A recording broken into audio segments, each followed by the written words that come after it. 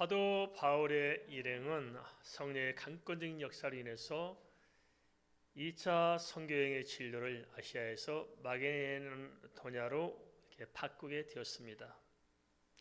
사도행전 16장 11절 13절은 마게도냐의 빌립보에 이르게 된 과정을 이렇게 기록하고 있습니다. 먼저 사도행전 16장 11절에서 13절 말씀을 좀 같이 읽겠습니다.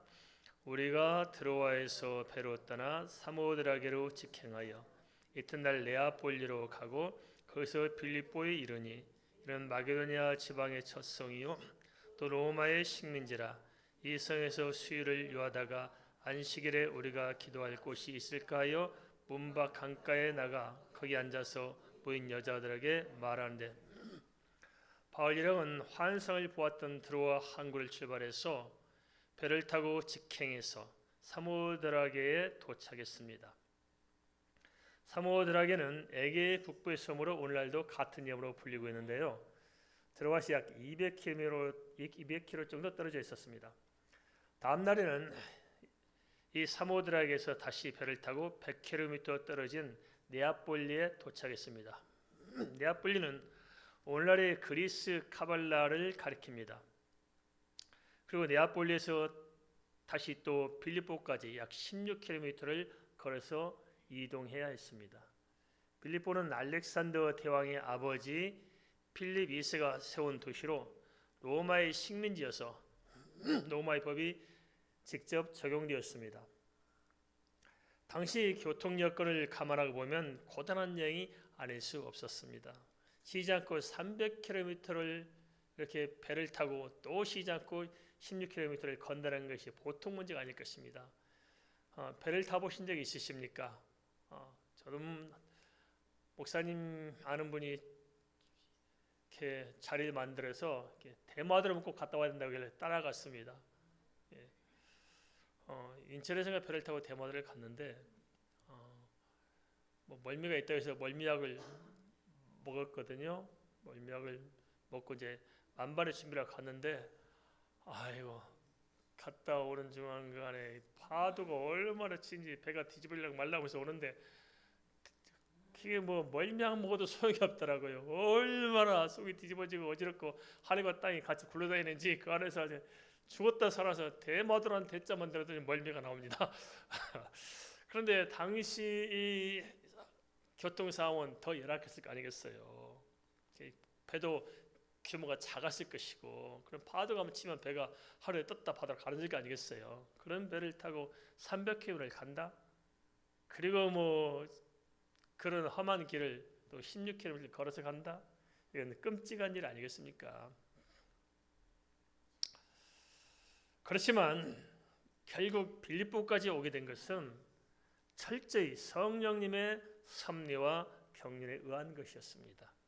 바울 일행은 이 사실을 알고 믿었기에 고단한 여정을 마다하지 않았을 것입니다. 그러면 성령님의 인도하심을 따라서 순종하고 왔으니 모든 일이 순탄하게 잘 예비되었을까요? 우리 어떻습니까? 정말 우리가 다 버리고 예수님 뜻을 쫓아 살았으니까 이제는 만사가 형통하고 다 평탄하십니까? 오늘 앉아 계신 얼굴 표정만 봐도 아닌 것 같아요. 그와는 전혀 달리 막상 빌립보에 오긴 했지만 현실적으로는 아무런 대책이 없었습니다. 당시의 유대 해당은 유대인 남자 10명 이상만 있으면 세워줄 수 있었는데 빌립보에는 이러한 해당도 없었던 것입니다.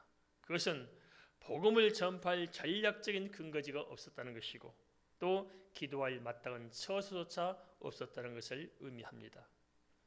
따라서 전후 사정을 살펴볼 때 바울 일행은 대략 3, 4일 정도 막연한 상태에서 보내게 되었을 것입니다.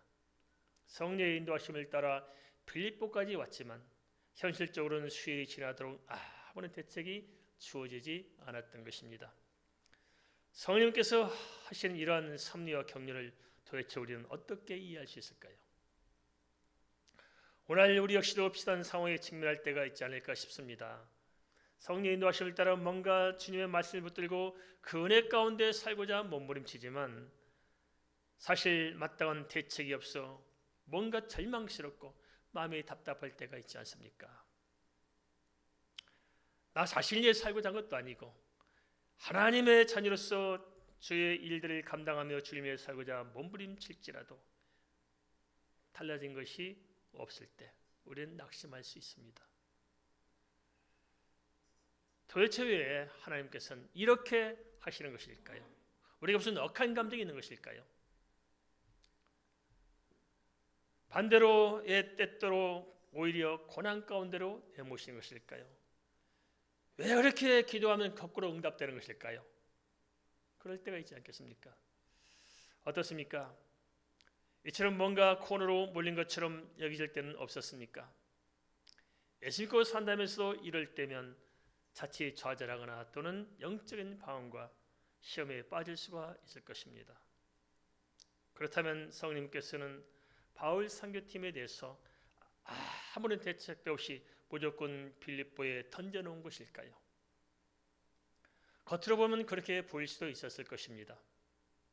그렇지만 바울 일행이 이 대단했던 것은 그럴지라도 아무런 대책이 없어 보일지라도 하나님의 절대적인 섭리와 하나님의 경륜을 변함없이 믿었던 믿음이 있었다는 것입니다. 섭리란 하나님께서 작정하신 창조 질서를 회복하는 과정을 말하고 경륜이란 그 섭리대로 구속사의 현장에서 하나님의 섭리를 성취해가는 경영을 말합니다. 그런데 바울은 큰 틀에서 자신의 모든 인생의 여정은 바로 이런 하나님의 섭리와 경륜에 있었던 사실들을 믿고 의심하지 않았던 것입니다. 그러기에 바울 일행은 모든 것을 성령의 인도에 맡기고 먼저 기도할 처소를 찾았을 것입니다. 그리고 또 그런 와중에서 만나게 된 여자들에게 먼저 복음을 전파했던 것이 아니겠는가 싶습니다. 우리가 알아야 할 것이 있습니다. 그 뭐냐? 어떤 상황, 어떤 형편이 있을지라도 하나님께서는 우리의 통로를 가지고 계신다고 해서 통로가 있다는 것입니다. 그게 뭐냐? 그것은 바로 우리의 믿음을 통로로 삼아서 하나님께서는 인도에 가신다는 것입니다. 따라서 우리가 어렵고 힘들수록 이 하나님과 우리와의 통로를 잃어버리면 안 될 줄 압니다. 잠언 16장 9절은 이렇게 말씀하고 있습니다. 사람이 마음으로 자기의 길을 계획할지라도 그 걸음을 인도하시는 이는 누구시라고요? 여호와시니라. 믿습니까? 잠언 16장 9절 말씀대로 좀 우리가 그 말씀을 또 우리 지난날 좀 되돌아보십시다. 그러면 우리의 지난날 역시도 결국은 해답은 우리 인생 문제 해답은 인간 어떤 수단이나 어떤 방법이 아니라 그 핵심은 삼위 하나님의 이 섭리와 경륜 안에 성령께서 인도하신 데 있었던 것이 아닐까요? 그렇지 않습니까? 오늘 우리가 이렇게 앉아있는 것도 가만 보면 거저된 것이 아니라 매 순간 하나님의 섭리와 경륜을 따라 성령께서 인도하신 결과가 아니겠냐는 것입니다.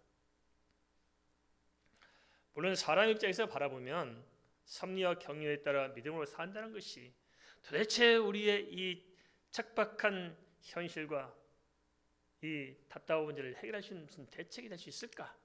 그런 의문이 생길 수도 있을 것입니다. 어떻게 믿고 사십니까? 믿음으로 살면 과연 하나님께서 우리의 삶을 최선의 길로 인도하신다고 믿습니까? 아니면 믿음은 믿음이고 현실은 현실이라고 믿고 사십니까? 어떻게 믿습니까? 사실 우리가 좀 솔직히 생각하면 믿음은 믿음이고 현실은 현실 아닙니까? 그죠? 그런데 더 가깝게 와닿죠. 그래서 성경 뭐라고 말씀하고 있습니까? 그것이 아니라는 것입니다. 믿음으로 살면 하나님께서 궁극적으로는 최선의 길로 인도하신다는 것입니다. 사도행전 16장 14절에서 15절을 좀 함께 살펴보겠습니다. 사도행전 16장 14절 15절을 같이 한번 읽어볼까요? 도아드라시에 있는 자색 옷감 장사로서 하나님을 섬기는 누디아라 하는 한 여자가 말을 듣고 있을 때 주께서 그 마음을 열어 바울의 말을 따르게 하신지라. 그와 그 집이 다 세례를 받고 우리에게 청하여 이르되 만일 나를 주 믿는 자로 알거든 내 집에 들어와 유하라 하고 강권하여 머물게 하니라. 삼위 하나님의 섭리와 격려는 사람의 생각과는 분명 다를 것입니다.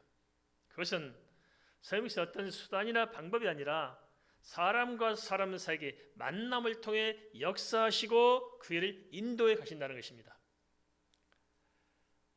사도행전 16장 14절 15절은 누디아와의 만남을 통해 그 점을 입증해주고 있습니다.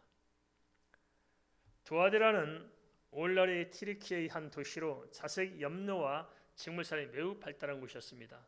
자색 옷감은 요한계시록 우리가 잘 아시다시피 당시 최고급 옷감으로 누디아는 빌립보까지 사업을 확장한 부유한 상인이었습니다. 그러나 여호와 신앙에 대한 영적인 갈급함이 있던 차에 바울 일행을 만나 복음을 듣게 되었습니다.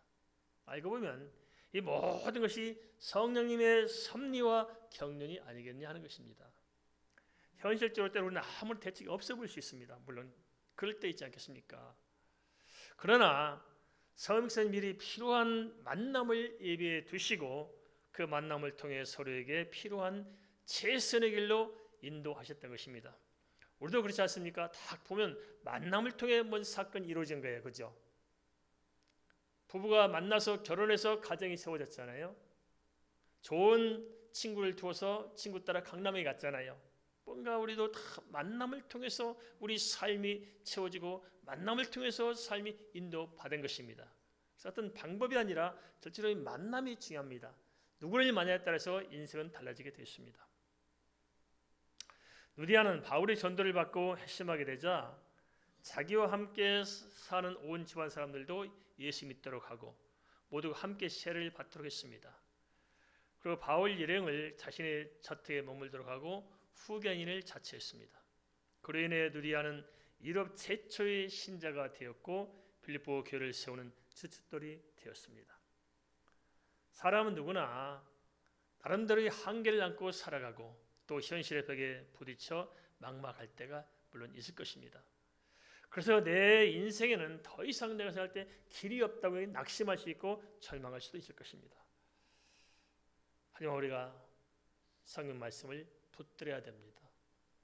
요한복음 14장 6절에서 주님께서는 친히 길이요 진리요 생명이라고 말씀하고 있습니다. 믿습니까? 다른 데 되어 있는 것이 아니고 주님께서 길이 되시고 진리가 되시고 생명이 되신다는 것입니다. 모든 문제 해결책이 주 안에 있다는 것입니다. 문제는 길이 없는 것이 아니라 성령의 섭리와 경륜을 제대로 알지 못하는 것이고 그래서 성령의 인도를 따르지 못하는 우리의 불신앙이 아닐까요? 잘 한번 생각해 봅시다. 정말 믿음으로 사십니까? 가만히 생각해 보세요. 정말 믿고 사십니까? 다시 한번 우리가 좀 확인해 볼 필요가 있지 않겠습니까? 그러면 성령님께서는 유럽 복음화의 첫 관문이라 하시는 빌립보의 복음화를 어떻게 이끌어 가신 것일까요? 사도행전 16장 16절에서 18절 전반절을 좀 살펴보겠습니다. 사도행전 16장 16절에서 18절 같이 봅니다. 우리가 기도하는 곳에 가다가 점치는 귀신 들린 여종 하나를 만나니 점으로 그 주인에게 큰 이익을 주는 자라. 그가 바울과 우리를 따라와 소리질러 이르되 이 사람들은 지극히 높은 하나님의 종으로 구원의 길을 너에게 전한 자라 하며 이같이 여러 날을 하는지라. 바울 일행은 빌립보에서 거점을 확보하게 되자 이제는 본격적으로 복음을 전파하려고 했습니다. 그런데 뜻하지 않게 귀신 들려서 점친 여종 하나가 먼저 다가온 것이었습니다. 말하자면 복음을 전하기 전에 사단의 역사가 먼저 시작된 것으로 어찌 보면 복음 전파 현장은 갈수록 녹록지가 않았습니다. 복음 전파는 사단과의 치열한 영적 전투를 할 수 있습니다. 복음 전파는 고사하고 우리가 예수 믿는 것도 그렇습니다. 우리가 정말 예수님을 제대로 믿어보려고 마음먹는 순간 사단이 공격합니다. 이걸 도저히 못 가면서 어떻게 이걸 좀 해결할까 늘 저도 고심한 적이 많습니다. 성도들이 마음먹고 교회 오면은 그 다음날 문제가 생겨서 다음 주에 못 나옵니다. 그렇죠? 그럴 때 잘 좀 야유께서 좀 사람을 세워볼까 하면 또 시험에 들어서 자포자기합니다. 그래서 교회를 떠나는 케이스가 있는데 제일 많이 교회를 힘들게 하는 경우가 장로 임직을 앞둬놓고 그렇답니다. 갈수록 더 이렇게 사단이 발악을 합니다. 얼마나 사단이 치밀하고 교묘하게 파고든지 말할 수가 없습니다. 여기서 보면 귀신 들려 점친 여종이 접근한 것도 같은 맥락을 할 수 있습니다. 점치는 귀신은 헬라어로 퓨니마 피토나로 기록하고 있는데요. 번역하자면 피돈의 영이란 의미입니다. 피돈은 그리스 신화에 나오는 뱀의 이름으로 이 여종은 바로 이런 악한 영에 붙들려 있었던 것입니다. 참 희한하죠. 참 종교와 복음의 갈림길은 참 명확한 것 같습니다. 예수 그리스도는 이렇게 성령의 거룩함으로 이렇게 인도하시는데 이렇게 종교의 심볼은 공통점이 있는데 그게 뭐냐면 뱀, 용 그런 것 같습니다.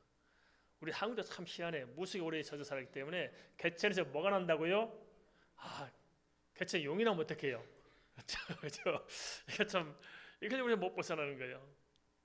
언제나 말씀드렸을지 모르겠습니다만 제가 휴가차 지나가다가 유명한 절가에서 한번 들려봤어요. 상원상가 뭔가 뭐 그렇게 기억이 되는데요. 가면 이렇게 어느 절가에나 그 대문에 들어서면 동서남북 사방신 있잖아요. 그들이 몽규 들고 다 지킨다고 써 있는데 자세히 한번 보세요. 몸에 뭘 감고 있어요? 구렁이를 감고 있어요. 구렁이를 칭칭 감고 있어요. 그러자 그 절가에 그걸 지나갈 딱 봤더니 많은 돌비석이 있고 그게다 구렁이가 칭칭을 이렇게 탁 벌리고 있더라고요. 절가 앞에 탁 들어간 입구에. 근데 거기다 밑에 뭐라 써냐면 당신은 누구십니까? 딱 글로 써 있더라고요. 참 뭐예요? 보긴 뭐예요? 구렁이 새끼들이지, 그죠? 이게 다 이렇게 그렇게 끌려가는 거예요. 그런데 여기도 보면 뭐예요? 결국 알고 보면 피도는 그리스도라는 뱀의 이름으로 그런 영향 가운데 있었습니다. 그때 당시 마게도냐도 빌립보도 철저히 우상숭배한 도시였기 때문에 이런 것들이 너무나 비일비재했던 것입니다. 표면적으로만 보면 이 사람들은 지극히 높으신 하나님의 종으로 구원의 길을 너에게 전파하는 자라고 외치니까 복음 전파를 돕는 것처럼 보일 수 있습니다. 하지만 사실은 아니었습니다. 복음의 능력과 점술의 능력을 교묘하게 희석을 시켜가지고 하나처럼 이야기하고 있는 것입니다. 그러니까 바울이 떠들어봤자 그것은 뭐예요? 점성술의 한 일종과 별 차이가 없는 것으로 희석을 시키는 거예요. 그래서 어떤 의미에서는 바울보다도 이 점쟁이 능력이 훨씬 이해 있는 것처럼 점쟁이가 판단하고 딱 하니까 점쟁이가 훨씬 더 신통한 것처럼 이렇게 조장한 것입니다. 그게 통한 게 왜 그러냐? 당시 빌립보 사람들은 점친 여종의 말이 현혹되어 있기 때문에 그런 말 들으면 바울보다도 점쟁이를 훨씬 더 능력 있게 볼 수 있습니다. 참 보면 그러다 사람이 희한하대요. 하나님의 말씀을 전하는 것을 잘 믿을까요? 점쟁이가 하는 말을 잘 믿을까요? 제가 봐도 그런 것 같아요. 저는 신학생이었으면 당시 우리 할머니는 밑에 있는 점쟁이 말을 신학생이 제 말보다 훨씬 잘 믿습니다. 제가 할머니 제발 예수 믿어 한다면 그 말은 안 되는데 점쟁이가 이러면 또 그 말씀 쏠깃해가지고 잘 따라갑니다. 우리도 그렇잖아요. 지금 보세요. 사단이 붙들린 것을 잘 따라가요? 하나님 말씀을 잘 따라가요? 예수 믿는 사람들조차도 사단이 붙들린 것을 잘 따라가요. 희한해요. 예수 믿으면서 또 연말 되니까 또 신년 운수 보러 다니는 사람 계시죠? 있어요 없어요? 기도하세요. 기도하세요. 우리나라 지금 무속인 수가 엄청 많아요. 목사 수의 몇 배가 되는 몇 값자 한 무속인 수가 목사 수의 한 10배는 될 거예요. 무속으로 먹고 사는 사람들이 많습니다. 나라가 이래서 되겠어요, 이렇게. 그러면 성령께서는 이러한 난제를 구체적으로 어떻게 풀어가도록 하셨을까요? 사도행전 16장 18절을 다시 보겠습니다.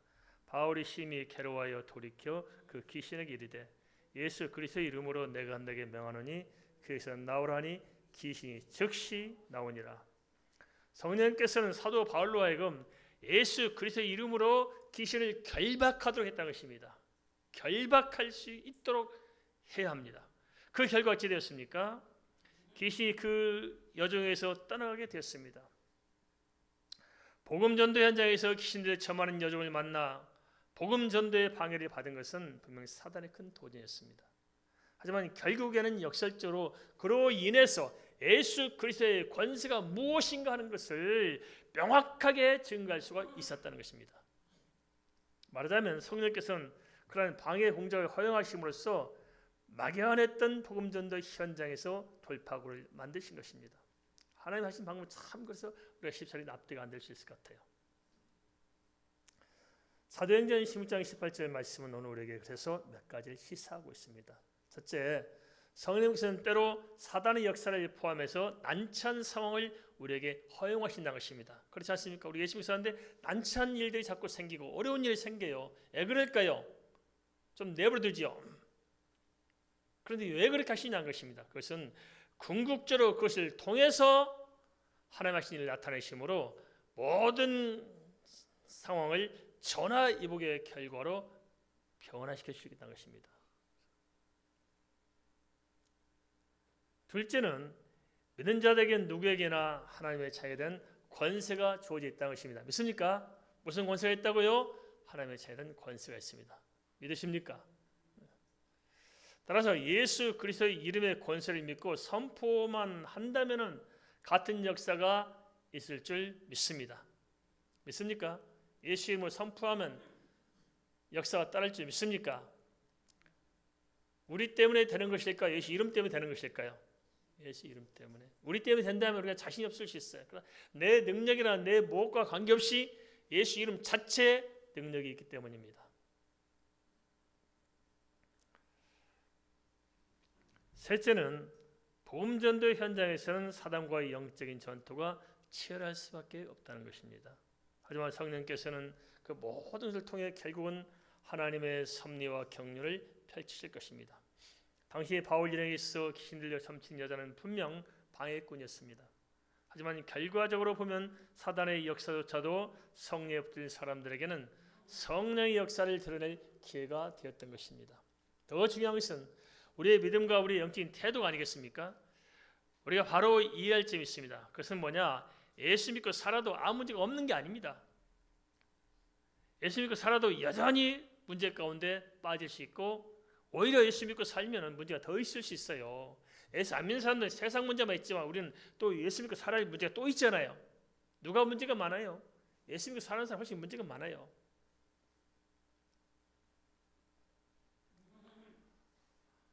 하지만 그 문제를 믿음으로 극복하도록 함으로써 영적으로 성장하게 되고 그렇게 함으로써 종국에는 우리를 하나님의 영광의 도구로 삼으시고 우리가 하나님의 살아계심을 알고 그 능력을 체험하며 가슴 벅찬 삶을 살도록 그렇게 인도하신다는 것입니다. 관건은 믿음의 크기가 아닐까요?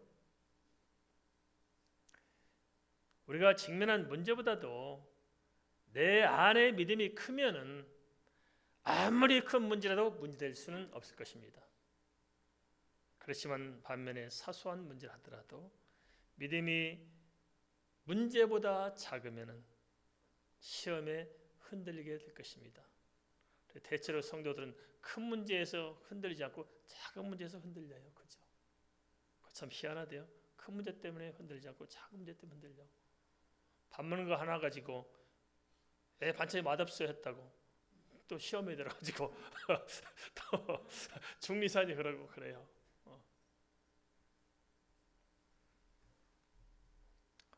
그러면 귀신을 쫓아내고 예수 그리스도의 권능이 드러났으니 그 이후부터 바울 일행에게는 모든 역경이 사라지고 평탄한 길만 열렸을까요?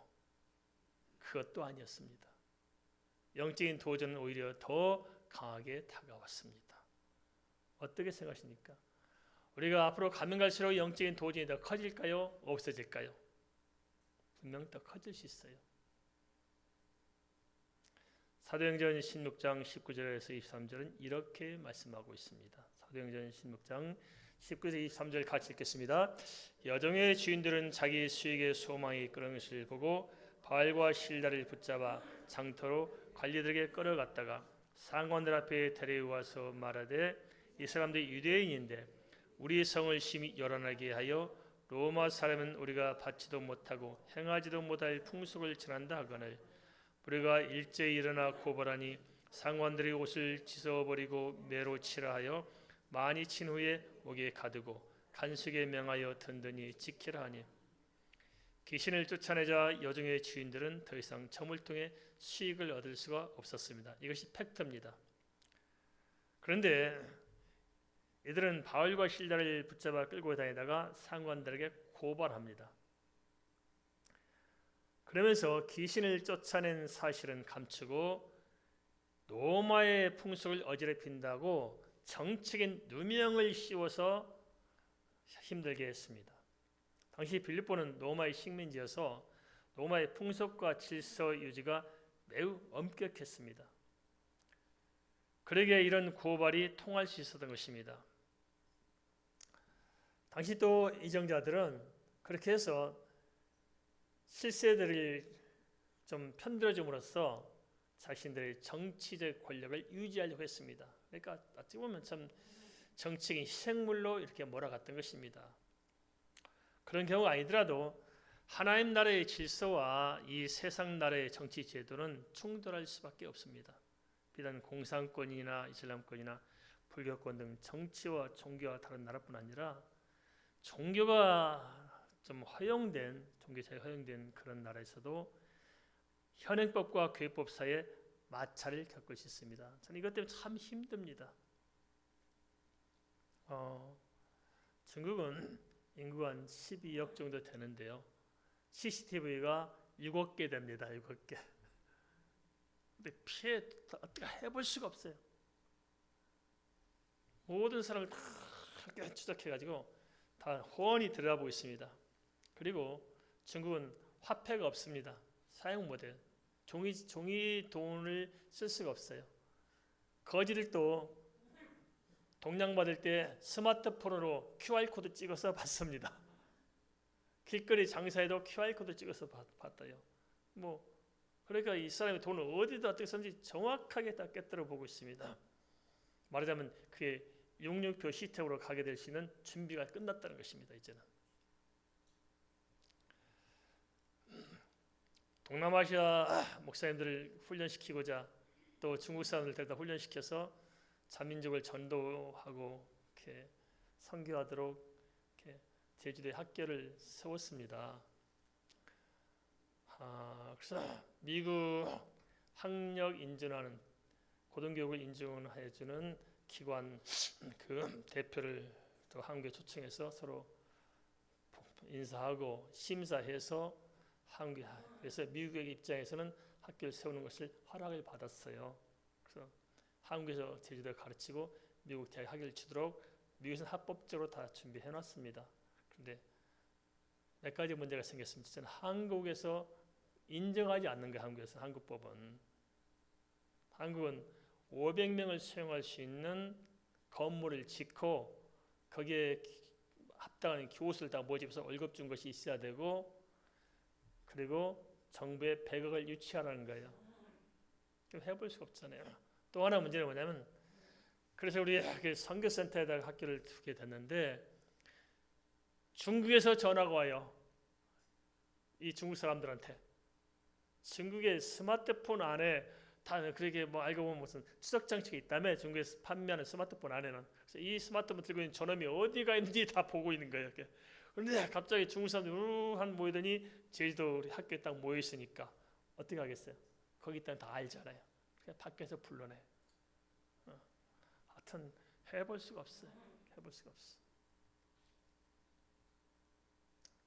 그래서 요즘은 몰래 우리도 거기에 맞게 전략을 짜가지고 개별적으로 한국에 들어오도록 만들어서 이렇게 집중적으로 이렇게 야육을 합니다. 그리고 제일도 밖에 나가서 다른 나라에 가면 추적을 당할까 싶으니까 스마트폰을 일단 호텔에 놔두고 그냥 나갑니다. 자, 그래서 전화 못 받는 이유가 다 그런 것들입니다. 이렇게 추적당하니까 피하려고 전화를 따로 팽개쳐놓고 그냥 몰래 빠져가지고 딱 하고 그냥 들어오고 이렇게 해서 연락 두절이 바로 그런 겁니다.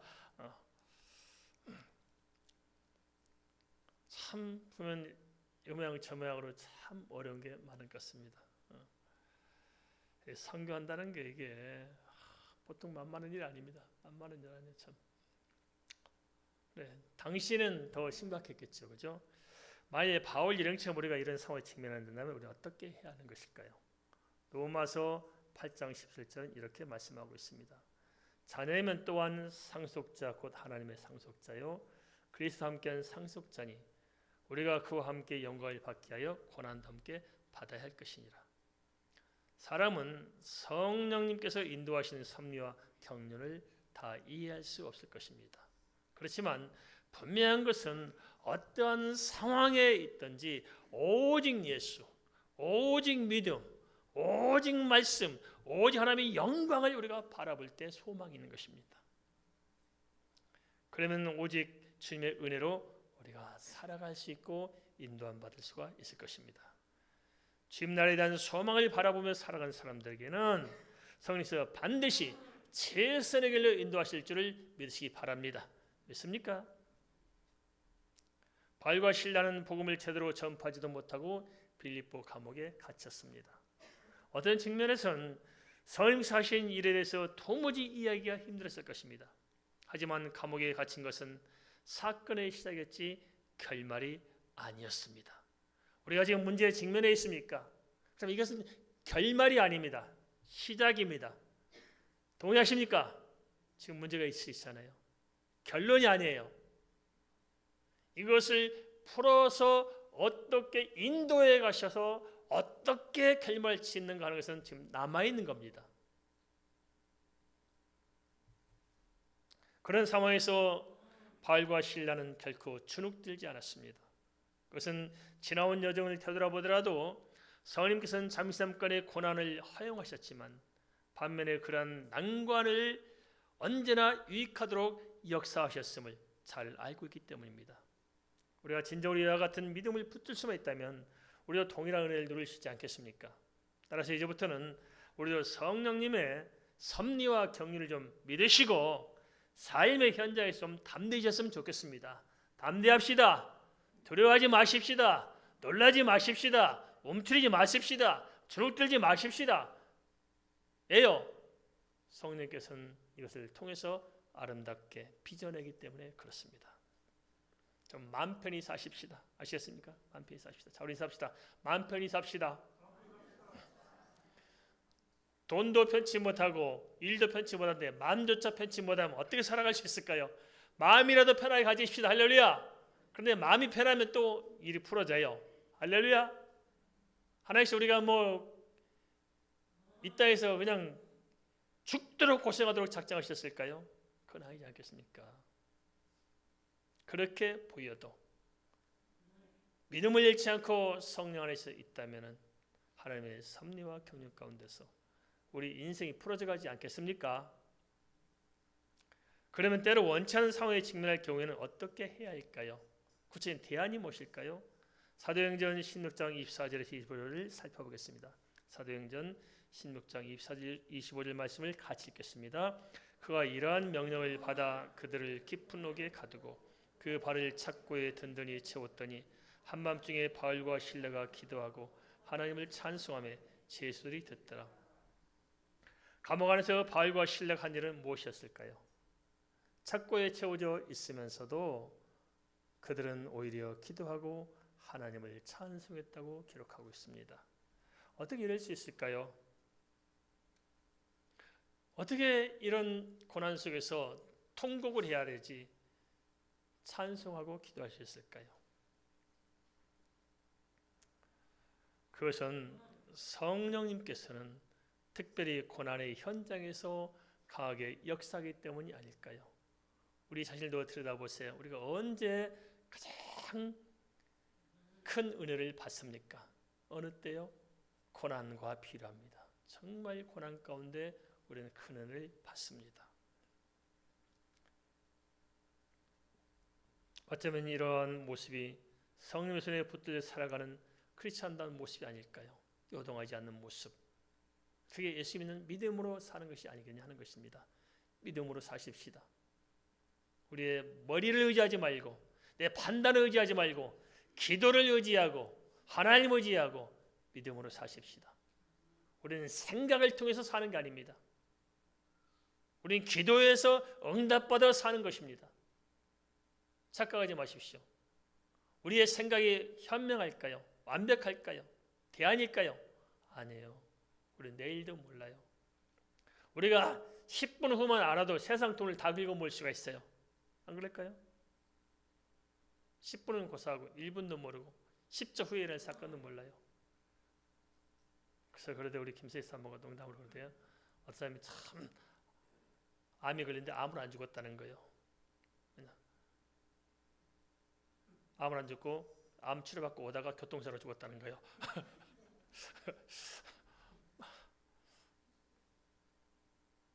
우리가 내일을 모르잖아요. 우리가 얼마나 살지도 모르고, 그럼 뭐 때문에 인생을 이렇게 내 스스로 짓밟으면서 걱정, 의심, 염려에 짓밟으면서 비참하게 살아야 하느냐고요. 털어버리고 사십시다. 할렐루야. 우리 망해도 사는 것입니다. 죽어도 사는 것입니다. 왜냐? 죽으면 부활이 있잖아요. 영생이 있잖아요. 이미 우리는 해답을 다 가지고 있잖아요. 근데 뭐 때문에 우리가 이 세상에서 이렇게 주눅들어 살리고 어디 있겠습니까? 진리를 알지니 진리를 자유케 하리라. 할렐루야. 마음 편히 사십시다. 알겠습니까? 마음을 좀 내놓고 편하게 살아야죠.